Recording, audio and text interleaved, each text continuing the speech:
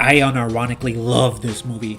It's got all the makings of a hilarious low-budget movie, like lighting issues, badly delivered lines, I'm making a delivery for my father. Fine, take it in the What do you back. want this? and okay, the choreography of this movie is actually incredibly good.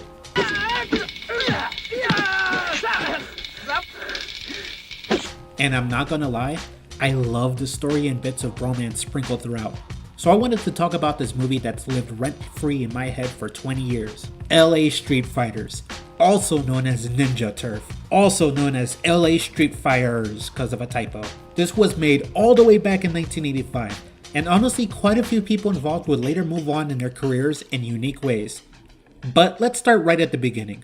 We get a quick glimpse of all the main players of the movie right away as they attend high school? College?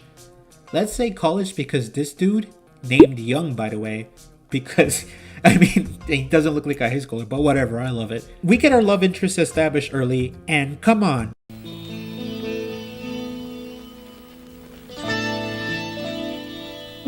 You can't say that wasn't cute.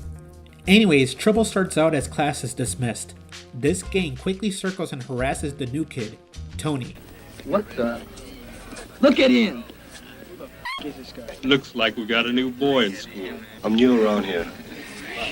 I think that was supposed to be a threat. Young and his own gang of do-gooders see the trouble, and he steps up to defend the new kid. Don't be a big shot. We're not finished with you yet. Just name the place.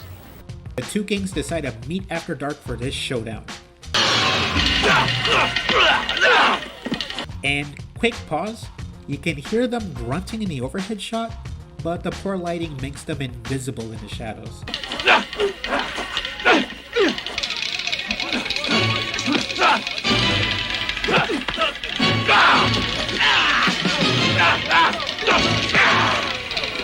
The school bully Chan loses ground, but he gets a weapon tossed to him by a lackey. Young isn't without his own support though, and quickly gets his own weapon from a friend to even things out. A wealthy couple happens to stop by and see the action take place as well. And again, the choreography is absolutely on point, but most of the time you're squinting trying to make out the fast-paced action with all the darkness.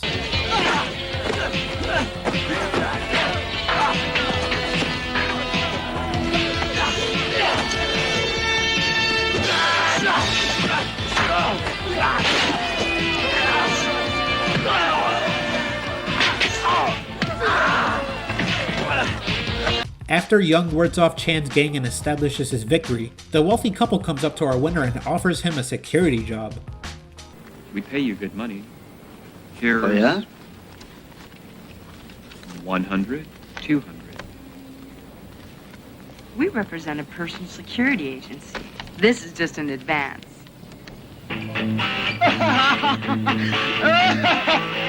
What I love about this movie is that it doesn't stall too far on scenes. You quickly see them working at a toga party, having fun, palling around before driving off into the night and establishing the friendship between his gang. Anyways, let's cut ahead to the new kid, Tony visiting Young's home, and we see that not everything is well in his household. He reveals his mother is divorced, and when she comes home with another man, we see that she's also an alcoholic. You okay, my Mom? baby. Hold on, kid. Wait. Your Let's relax. face. You've been fighting again. Mom, who is this guy? Never mind, honey. He's Charlie, my new friend. You understand. Mom, kid. Go away. He is absolutely not a kid.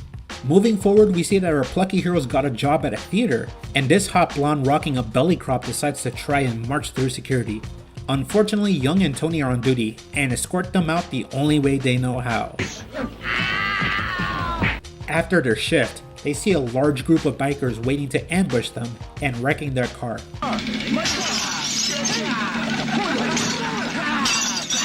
This gang is known as the Spikes, and are described as a racist group. Also, I love how Young seems excited to fight. You can tell he looks forward to challenges like this.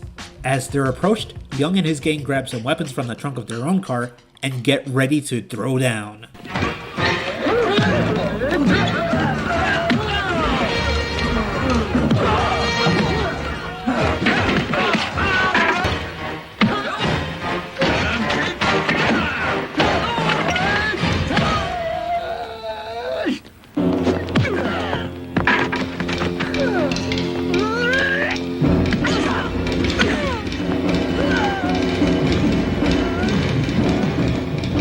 Now I skipped the last few frames of the fight since Young slams the bat on Crop Top's hand, but I can't tell if he simply broke it or swung it clean off. You can go onto the YouTube links in the description and try to figure it out yourself. It's only like a couple frames, but just know there is blood. The next day, there is a small scene where Tony is hanging out with his girl after school, and his gang teases him a little bit, but then we get a small shot of Young's reaction, which is actual foreshadowing for his decisions later in the movie. Say what you will about the budget and the line deliveries, but at least they know how to structure a coherent plot. Next, we're at a parade, where we find out that the school bully Chan is the brother of Tony's love interest, Lily. Hi, Chan. This is my brother.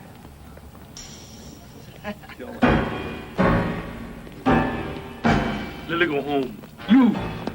Chan, why are you always picking fights with people? He just came over to make a delivery. Thought I told you to go home. No, I'm not going. You stupid, what'd you have to hit him for? After Tony and Chan's little altercation, Lily drags Tony away and we get romance in the dark. They're literal shadows in the scene where they kiss. The movie practically becomes ASMR because all you can hear is lip smacking.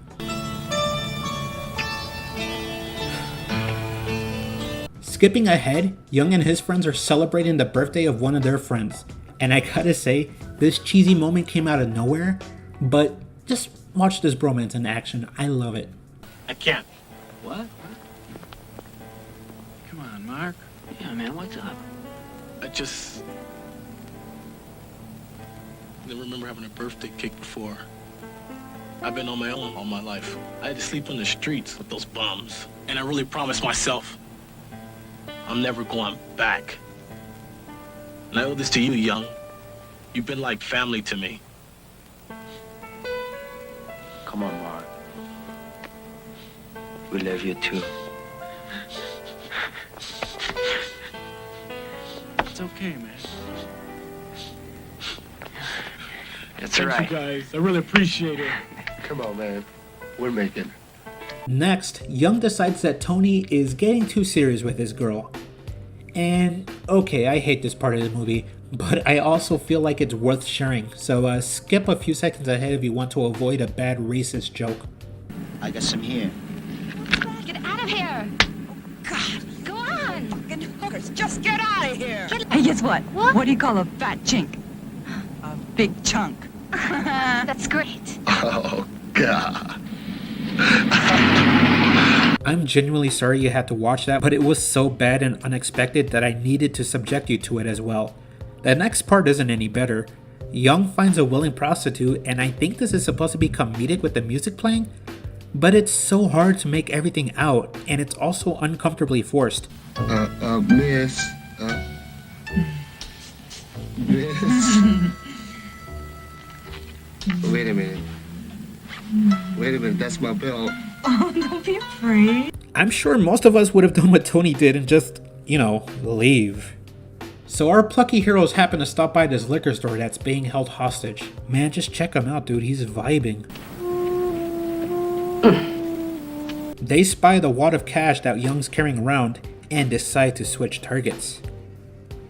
Of course, they have to defend themselves in the streets of LA. I will you up.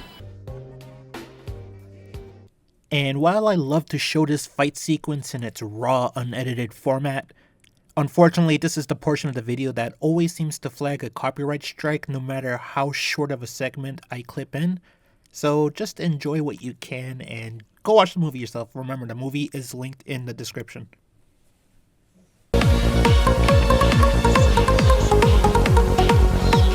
Once the fight finishes, Young brings Tony to his favorite place and talk about his dream of living back to his home country. I don't fit here. I know how you feel, but don't you feel sorry for your mother? Do you really think she cares about Of me? course. Ever since my father left, she's been trying to use me to get back at him. I can't be the person my mother wants me to be. She expects too much. I want to live my own life. That's why I have to make it. If you really feel that strong about it, I'll help you all the way. I know you really mean that. Later, we see that Young is still taking care of his mom despite what he just said. And come on, this movie's good at creating these small touching scenes. Next, we get a shot at the next gang who's after Young. They break into a Mexican party and we find out the reason why they're mad. Why'd you come to this territory and take our job? Look, we didn't take your job. The job was given to us.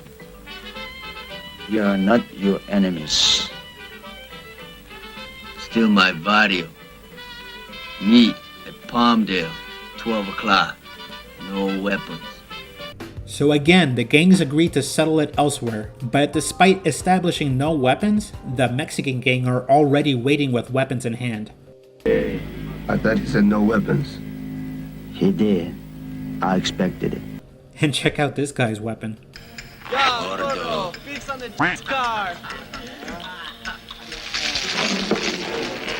After the water sports, our gang gets chased for a bit before we backflip into action. Like, that backflip was not needed whatsoever, but that just adds to the charm of the movie.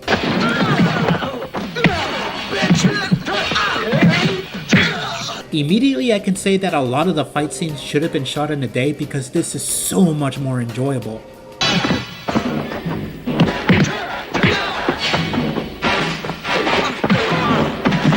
Young decides to finish him off with the people's elbow, and then we cut to the real showdown inside the dimly lit bar because of course this movie needs more lighting issues.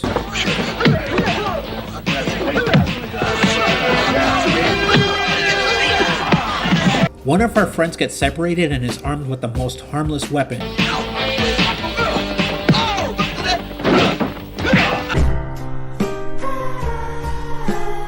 Thankfully, Tony rushes in with the sweet-ass moves.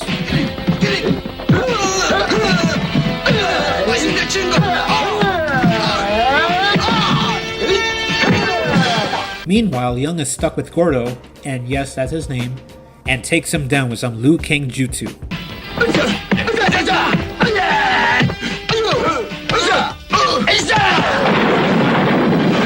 Finally, Tony gets confronted with the Noogie-style specialist and manages to get the upper hand. And he tries to ambush Young and fails spectacularly.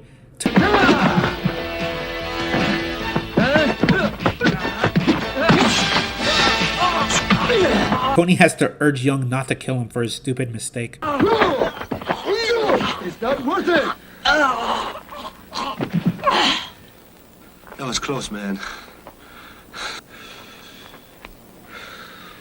Let's go. Now we cut ahead to the gang getting a high-stakes paying job for a wealthy businessman.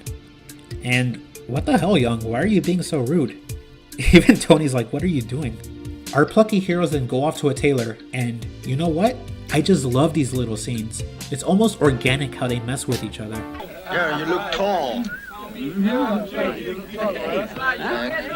Skipping further ahead, we see that the guests are casually snorting drugs, of the illegal variety.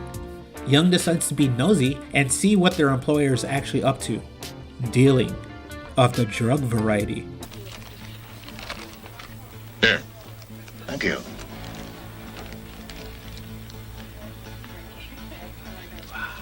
Once the guests leave, Young decides to run back upstairs to steal the cash while an obligatory sex scene plays and haul ass out of there. The sun rises and the future looks bright for our heroes.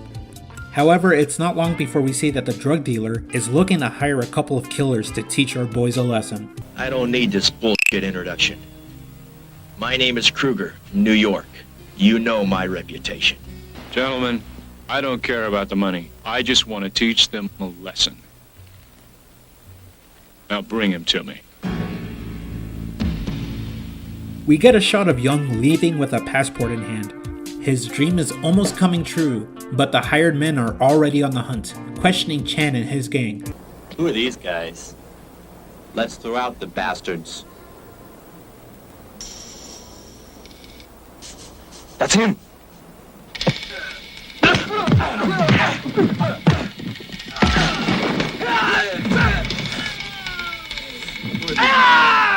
And is he pinching him? What the hell is that? Can someone in the comments tell me? I'm pretty sure it's actually something, but it just looks like a harmless pinch.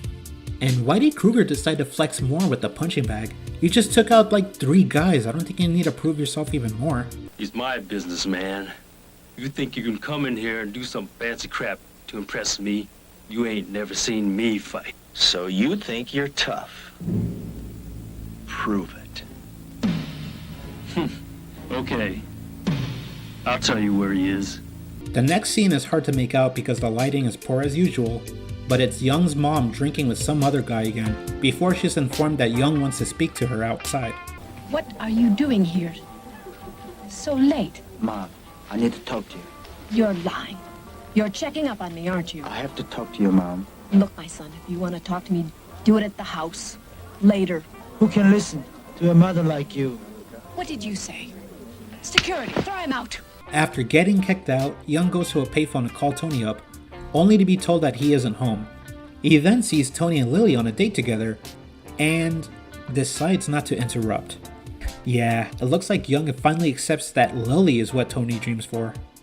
Young then merges with the shadows, never to be seen again.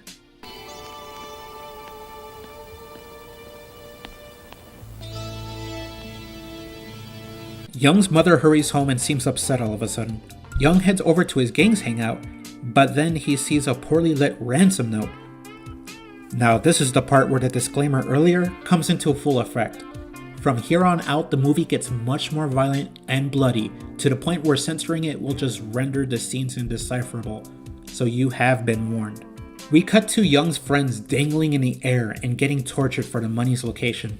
Yeah, we really didn't wait for a warm-up. Now you. While Young makes his way to the specified location with the money, he then decides last second to keep the money and fight for his friend's freedom instead. He goes inside the garage, and what's up with the setup? There's just, why is there fake grass? Why does he have a pitchfork? Whatever, it makes for a cool finishing move.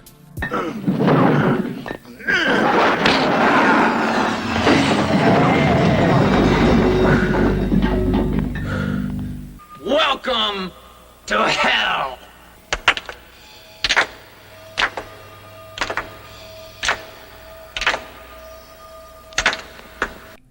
What the hell? This really is hell. Just try me.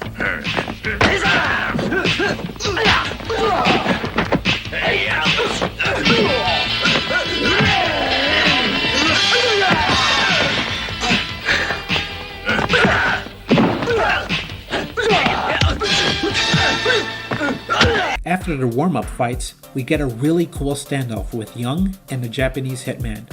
It's katana versus Sai, and one thing's for sure, neither of them is leaving without a scratch.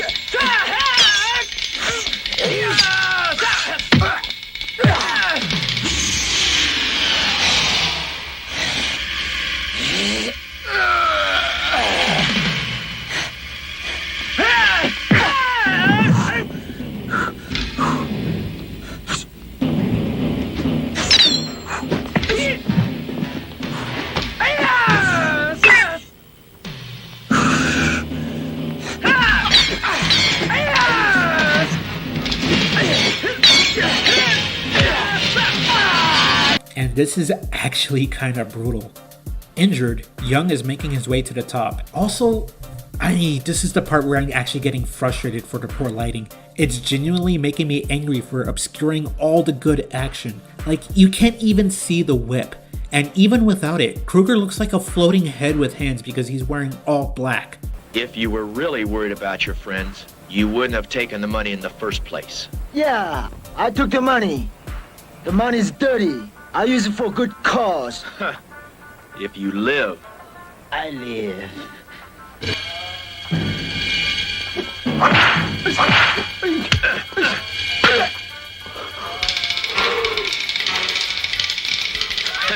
It looks like Young has finally met his match, but his theme song kicks in, and it brings in enough light to distinguish the punches and the kicks.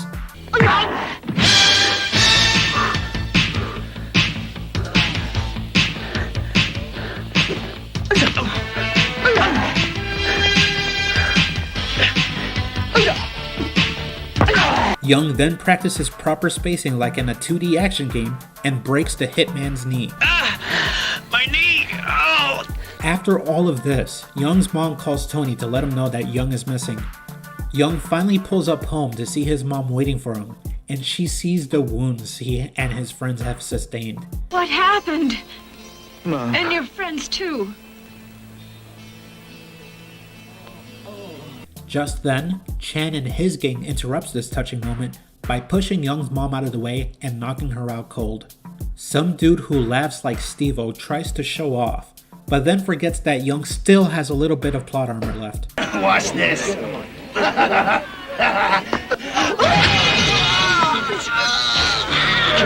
We're hoping that Young could fight them off, but then we get a slow-mo scene of Chan stabbing into Young's last bit of plot armor, and Tony pulls up to see the aftermath. He steps in to defend the man who defended him on his first day of school. I'm gonna cut you up real good. You motherfucker! Come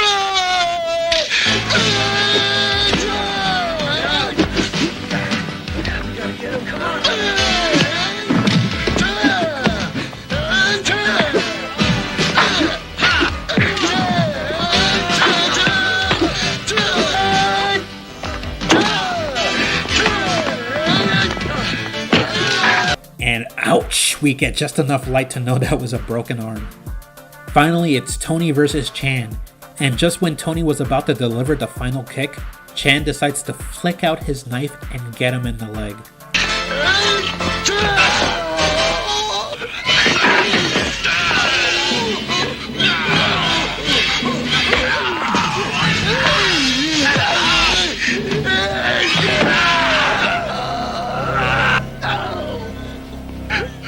It's a literal bloodbath in the end. Chan is bleeding from the scalp, and Tony can't even walk. Young's mother wakes up and comes to her dying son. We get a close-up of the passport Young bought, hoping to escape as the survivors cry into the sky. The camera pans up, and the credits roll. And that's LA Street Fighters, also known as Ninja Turf. Anyways, I was hoping the DVD would give a bit more insight to this movie, but all we get is a quiz with 3 questions and a biography of Bill Wallace, aka Mr. Krueger. He's actually starred in a bunch of other action movies and is still kicking to this day. Now, I genuinely enjoyed this movie. The ending is a real downer, sure, but Jesus, all those little bromance, the choreography, the jokes, just mwah, I loved everything about it. And I wanted to know more, so let me drop some trivia bombs for you while I was researching this movie. The composers to this movie's soundtrack actually went on to win awards for their work on higher known movies like The Brave Little Toaster, a Goofy movie, and even Kung Fu Panda. Gary Falcon in particular works on the animated Castlevania series and The Bravest Warriors. Those were my favorite picks from his list of credits. You should go check out his other stuff too. Let's rewind a bit, and at this exact scene where the gang fights the Spikes after the little movie theater fiasco, that guy right there is Tom Wilson, also known as Biff from Back to the Future. This is his first film debut. Jun Chong, who plays Young, is a martial artist teacher, and I hope he's doing well today. Looks like he's recovered from his stab wounds and is ready to kick as much ass today. And funny enough, he still looks young, if that makes sense. He looks good for his age. It's been more than 30 years at this point. Like, it's impressive. And Philip Ree, aka Tony the new student, would go on to have a more lustrous movie career by helping create the best of the best movie series. More recently, 2017, however, he stars in a little movie called Two Bellmen 3. It's a YouTube short movie and it's available for free. Go check it out, I put it in the description, and it's actually a good movie. It's got a better budget compared to this movie 37 years ago. But yeah, thank you for watching. See ya.